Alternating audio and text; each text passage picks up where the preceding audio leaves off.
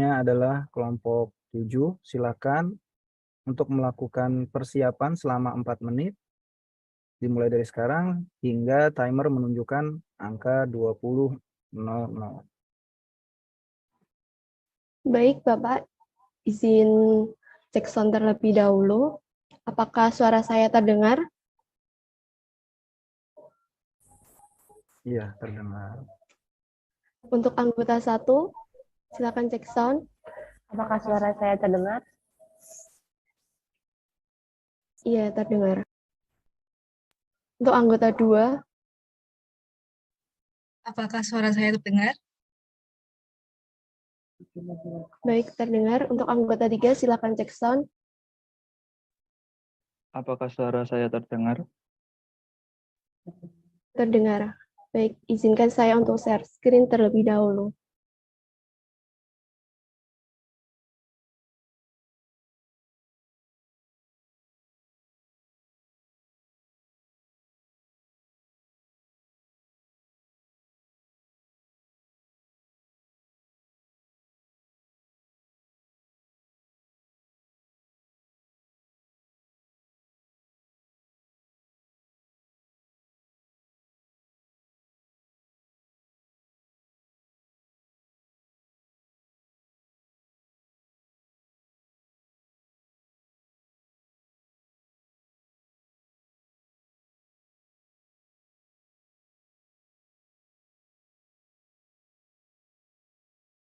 Bisa dicoba untuk apa? Pindah halaman?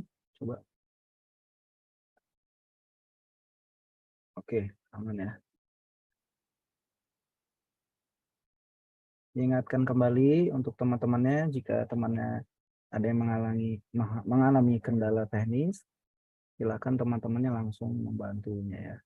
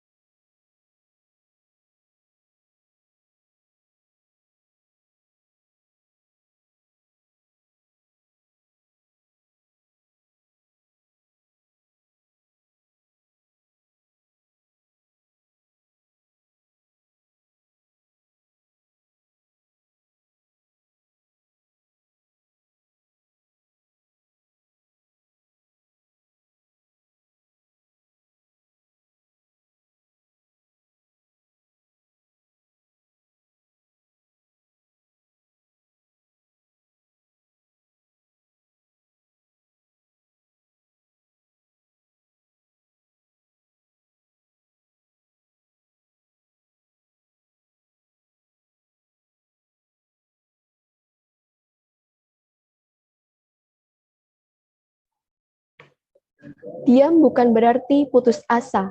Bergerak kita bangkit bersama. Assalamualaikum warahmatullahi wabarakatuh. Selamat siang dan salam sejahtera bagi kita semua. Yang kami hormati Bapak Ibu reviewer serta teman-teman yang berbahagia.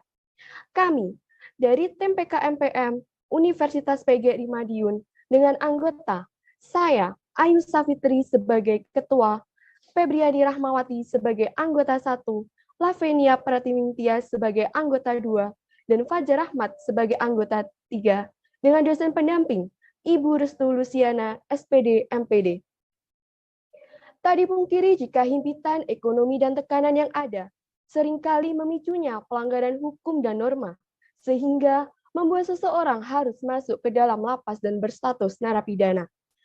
Bahkan setelah bebas dari lapas, mereka rentan berulah kembali dan terlibat dengan kasus yang serupa. Menurut Koordinator Lapas 1 Kota Madiun, hal tersebut dikarenakan tidak ada masyarakat sosial dan sektor formal yang mau menerima mereka. Selain adanya stigma negatif dalam masyarakat, sulitnya mencari pekerjaan karena beberapa syarat yang harus dipenuhi. Sebenarnya, pemerintah sudah berupaya untuk membantu para narapidana agar dapat menyesuaikan diri dengan lingkungan sosial ketika keluar melalui beberapa program dalam lapas. Seperti hanya yang dilakukan Lapas 1 Kota Madiun, selaku mitra yang terletak di Jalan Yos Sudarso nomor 100 Kecamatan Manguarjo, Kota Madiun yang saat ini menjadi lapas terpadat di Jawa Timur yang menampung sekitar 2.551 narapidana. Dari data yang kami peroleh, pihak lapas telah memberikan berbagai pelatihan. Namun, selama ini hanya pelatihan yang berupa praktikal atau bagaimana cara memproduksi dan tidak ada pelatihan kewirausahaan yang lain yang menunjangnya.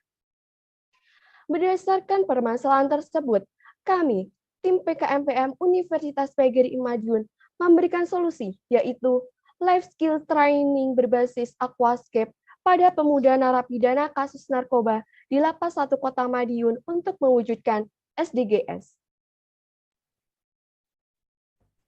Metode pelaksanaan dalam PKMPM ini yang pertama, terdapat tahap mengukur permasalahan mitra, tahap merealisasikan kegiatan, dan tahap pengukuran dan pengevaluasian kegiatan. Pada tahap yang pertama meliputi koordinasi persiapan pelaksanaan program dengan tim PKMPM, dosen pembimbing, dan penanggung jawab mitra di Lapas 1 Kota Madiun. Koordinasi membahas mengenai uraian program dan rencana jadwal pelaksanaan. Selanjutnya, kami melakukan persiapan alat dan bahan yang diperlukan untuk pelatihan nantinya. Pada tahap kedua, sebelum kegiatan berlangsung, kami memberikan kuesioner untuk mengukur sejauh mana pengetahuan mengenai aquascape. Setelah itu, kami melakukan sosialisasi program, penyampaian materi, dan materi yang diikuti oleh 25 orang pemuda narapidana yang telah memasuki masa rehabilitasi dengan tetap mematuhi protokol kesehatan. Selanjutnya, kami memberikan pelatihan pembuatan aquascape secara luring. Mereka sangat antusias mengikuti kegiatan ini. Setelah itu, kami melakukan pendampingan dan perawatan. Pemuda narapidana mampu membuat aquascape dan mampu melakukan perawatan dengan maksimal. Pada tahap ketiga, untuk mengevaluasi kegiatan, kami melakukan evaluasi dan monitoring yang diikuti oleh seluruh peserta. Hal ini untuk mengetahui kendala dan kesalahan selama proses pelaksanaan pelatihan. Kami juga melakukan evaluasi dengan memberikan kuesioner untuk mengukur peningkatan kemampuan setelah mendapatkan life skill training berbasis aquascape. Untuk keberlanjutan program, kami membentuk kader Ayo Bangkit sebagai penanggung jawab agar program bisa terus terjalankan. Kami juga melakukan kerjasama dengan stakeholder yang berkaitan dengan pengabdian kepada masyarakat.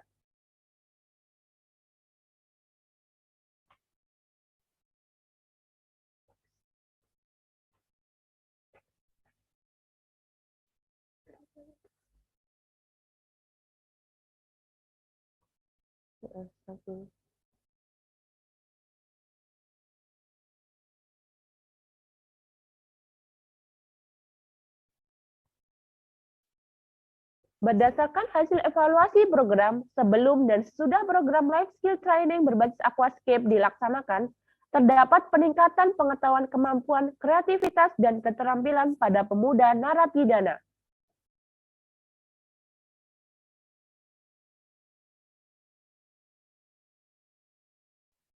Keluaran wajib pada PKM kami, yaitu laporan kemajuan, buku panduan mitra yang berisi dari alat bahan hingga langkah-langkah membuat aquascape serta laporan akhir.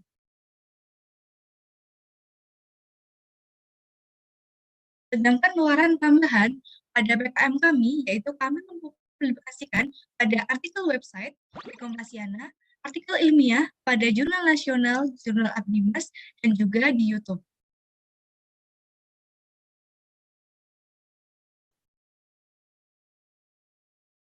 Potensi hasil pada PKM kami, yang pertama yaitu ruang lingkup sosial, terbentuknya sebuah komunitas Ayo Bangkit. Komunitas sosial ini diprakarsai oleh tim PKM, pihak lapas, dan pengrajin aquascape di Madiun, yang nantinya akan mewadahi narapidana yang telah menyelesaikan masa hukumannya. Sehingga mereka akan merasa diterima oleh masyarakat dan kreativitasnya dapat tersalurkan serta meningkat setelah bergabung dalam komunitas ini. Mereka juga akan bersama-sama didampingi oleh kami, tim PKM, dan juga Lapas 1 Kota Madiun hingga nanti mereka bisa diterima oleh masyarakat dan tidak kembali terjerumus dalam narkoba. Yang kedua, pada ruang lingkup ekonomi, tumbuhnya jiwa entrepreneurship pada pemuda narapidana untuk membuka usaha baru. Pelatihan aquascape ini menambah life skill baru pada pemuda narapidana sehingga setelah keluar dari lapas diharapkan dapat mengaplikasikan keterampilan tersebut dan dapat menjadi salah satu kemampuan yang menghasilkan. Yang ketiga, pada ruang lingkup teknologi, tersusun buku panduan mitra yang berisikan alat, bahan, hingga langkah-langkah dalam pembuatan aquascape yang dapat menjadi sebuah pedoman mitra dalam pembuatan aquascape. Serta yang terakhir pada ruang publikasi program, yaitu tersusunnya artikel ilmiah seperti publikasi pada berita elektronik, jurnal nasional, dan YouTube. Hal ini dapat menjadi salah satu cara untuk menghapus stigma negatif masyarakat pada warga binaan serta agar diketahui masyarakat luas.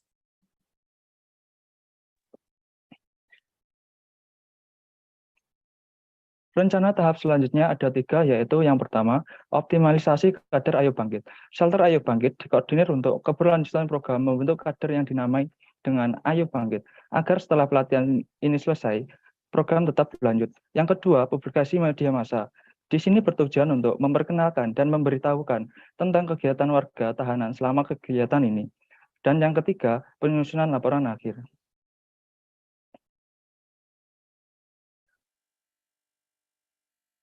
Kesimpulan dari PM ini adalah program Life Skill Training berbasis aquascape ini dapat memberdayakan pemuda narapidana menjadi lebih produktif dan kreatif, sehingga diharapkan ide kreatif dari narapidana dapat muncul dan berkembang. Selanjutnya, konsep program ini diharapkan mampu meningkatkan jiwa kewirausahaan narapidana yang berdampak pada kesejahteraan. Karena peserta dari pelatihan ini adalah tahanan yang masa tahanannya akan habis, maka diharapkan setelah keluar dari lapas dapat meningkatkan kesejahteraan perekonomian bagi narapidana itu sendiri.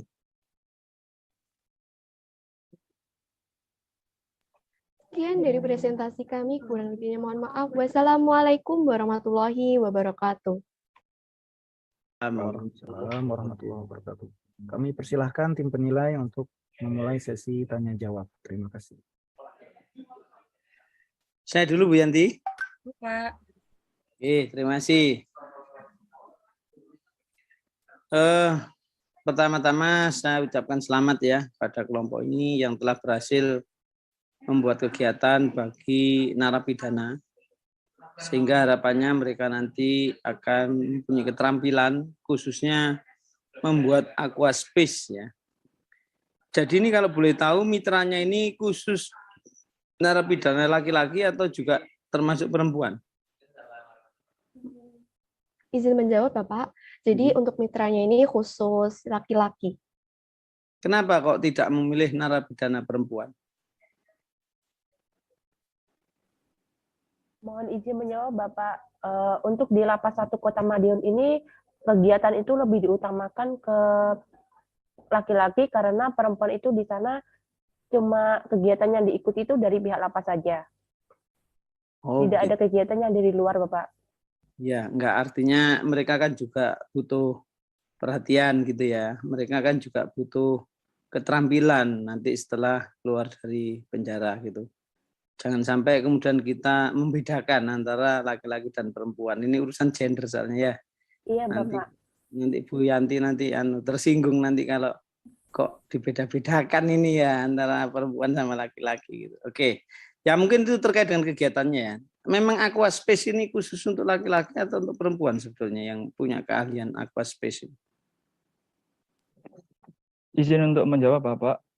Jadi untuk aquascape ini rata-rata yang menggunakan ini laki-laki Bapak. Ini untuk kegiatan laki-laki dan jarang perempuan yang menggunakan ini. Iya, karena di situ kan ada ini ya, ada aspek estetika ya. Ada aspek estetika, keindahan, terus nyusun-nyusun gitu kan ya. Biasanya gitu tuh Bapak. yang telaten kan justru wanita gitu loh, maksud saya gitu. Supaya hasilnya nanti lebih jos gitu ya. Nah, kalau laki-laki itu bisa pasirnya morat-marit nanti ya kan. Kemudian Iya, mata Bapak. Wanita bagian bersihin ininya kayak. iya, nah gitu. Kayaknya, nah itu kan karena kegiatannya ini kan terkait dengan estetika kalau menurut saya sih. Itu kan memang keterampilan menyusun ya. Sehingga nanti misalnya ikan-ikannya jadi kerasan di situ, menjadi indah gitu kan. Biasanya memang ini butuh sentuhan-sentuhan tangan-tangan halus lah gitu. Tapi ya yang tidak jarang ya, tidak jarang laki-laki yang juga punya ini ya, rasa seni yang tinggi lah. Oke, terus kira-kira ini berhasil enggak kegiatannya menurut pandangan mahasiswa ini? Kalaupun berhasil dilihat dari aspek apa? Gitu. Mohon izin menjawab Bapak, kegiatan ini berhasil tidaknya itu kita lihat melalui evaluasi program, yaitu dengan memberikan kuesioner kepada pemuda narapidana. Yang sebelumnya itu hanya 2-3 orang pemuda narapidana itu yang paham mengenai pengetahuan dan kemampuan serta kreativitas dan keterampilannya dalam membuat aquascape. Tapi setelah kami memberikan pelatihan ini, life skill training berbasis aquascape ini, banyak pemuda narapidana yaitu sekitar 23 orang itu mereka sudah mampu memiliki kemampuan untuk membuat aquascape. Mereka juga kreatif dalam mengkreasikan dan terampil dalam menggunakan alat dan bahannya, Bapak. Oh, berarti grafik tadi itu menyatakan jumlah responden ya? Iya, Bapak. Oh, bukan prosentase ya? Bukan prosentase, maksudnya 22 itu dihitung 100%. Kalau ini dihitung sekian persen, ya sama saja sih sebetulnya. Ya cuman tadi kan saya lihat loh kok kecil loh ternyata jumlahnya ya. Jumlah ininya berapa? Ini pesertanya 22 ya? Terdapat 25 peserta narapidana, Bapak. 25, itu sudah semua ikut itu? Iya, Bapak, sudah semua ikut. Oh, semua ikut ya, oke. Ya. Terus tadi ada 4 aspek yang dinilai ya, itu semua masuk kognitif atau juga ada aspek psikomotorik sama afektifnya? Mohon izin menjawab Bapak, untuk di kreativitas dan keterampilan itu kita lihat dari aspek psikomotoriknya. Kalau untuk pengetahuannya itu kita lihat dari kognitifnya. Ya, enggak, artinya ada semua aspek, 3 aspek itu di penilaiannya. Mohon izin menjawab Bapak, iya, itu semuanya ada di dalam kuesioner tersebut. Oke, tadi kan ada 4 aspek ya yang dilaporkan. Ada pengetahuan, berarti kognitif, gitu kan ya. Terus itu, oke, ya. Jadi menurut saya memang tidak hanya aspek kognitif ya yang diberikan, tapi aspek yang lain juga harus diberikan. Terus pelaksanaannya berapa lama ya ini ya? Pelaksanaan PKM-nya berapa lama? Mohon izin menjawab Bapak, jadi kami melaksanakannya itu dari bulan Juli sampai dengan bulan Agustus. Terus jumlah pertemuan dengan pesertanya berapa kali? Kami sudah melakukannya sebanyak 5 kali pertemuan, dari kita melakukan sosialisasi sampai kita melakukan monitoring dan evaluasi. Ya, terus prakteknya itu berapa kali pertemuan? Kalau untuk prakteknya itu kita menggunakan 2 kali pertemuan, Bapak. Cukup ya, 2 kali pertemuan. Mereka sudah paham ya? Ya, sebelumnya kami sudah melakukan sosialisasi, memberikan materi di pertemuan yang pertama. Jadi pelatihannya itu di selanjutnya mereka sudah memiliki bekal untuk melakukan pelatihan tersebut, Bapak. Ya, terus sudah tersusun juga buku pedomannya ya atau panduannya ya? Sudah, Bapak. Ya, berarti isinya tentang apa isinya? Kalau boleh tahu, saya belum sempat baca. Izin menjawab Bapak, jadi dari buku pedoman itu isinya ada alat dan bahannya pembuatan aquascape, langkah-langkah pembuatan aquascape-nya, seperti itu. Oh, oke. Baik, terima kasih. Silakan Bu Yanti. Ya, terima kasih Pak Ganden. Jadi menarik ya, memilih narapidana untuk menjadi mitra. Tadi kan ada banyak pilihan nih sebentar. Kalau Pak Ganden tadi menanyakan kenapa bukan perempuan, kalau saya pertanyaannya kenapa memilih aquascape ini? Mohon izin menjawab, Ibu. Iya. karena di sini kan kita mengambil temanya itu industri kreatif, dan aquascape itu di wilayah Madiun khususnya itu banyak peminatnya juga, apalagi yang kemarin itu masa pandemi. Jadi kami memilih judul untuk menggunakan pelatihan aquascape, dan di dalam lapas tersebut itu sudah ada pelatihan keterampilan, tetapi itu seperti merajut begitu, Bu. Jadi kurang mendapatkan respon positif terhadap narapidana yang laki-laki begitu, Bu. Itu Jadi juga artinya Febriani sama teman-teman sudah ngecek nih pemasaran aquascape itu bagaimana kebutuhan dari produk itu. Itu sebabnya dipilih. Izin menjawab, iya Bu, sudah sampai situ. Apa itu yang kalian temukan di lapangan terkait dengan produk aquascape ini?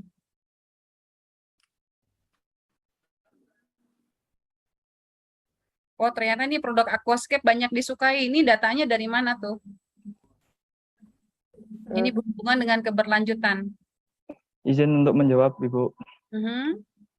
Jadi kami sudah mengecek di beberapa toko dan melihat di Facebook itu, di penjualan online dan wilayah Madiun, itu ternyata peminat juga banyak.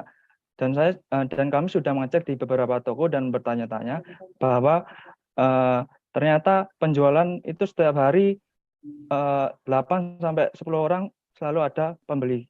Gitu, Bu. Jadi ada banyak permintaan untuk produk aquascape ini seperti itu. Nah, ini yang kemudian menjadi dasar untuk penjualan ataupun produknya. Nah, pada saat setelah pelatihan sudah bisa menghasilkan satu produk aquascape yang bisa layak untuk dijual atau baru jadi hiasan di lapas aja? Mohon izin menjawab, Bu. Itu sudah terdapat produk yang bisa dipasarkan. Bisa dipasarkan. Nah, ini rencana mau dipasarkan atau seperti apa rencana ke depannya? Izin menjawab, Ibu. Jadi untuk pemasarannya itu masih dalam lingkup lapas, Bu. Seperti itu. Iya ya. Jadi artinya baru selesai bikin produk, terus kemudian oh ini udah bagus nih tampilannya. Artinya masih dipajang di lapas ya? Iya, Bu. Nah, masih Iya, belum ada rencana kegiatan bagaimana hasil dari produk itu nanti akan dipasarkan seperti itu ya? Iya, Bu. Untuk keberlanjutan program nantinya kita juga bekerja sama dengan stakeholder, dengan para pengrajin aquascape di wilayah Madiun, Bu.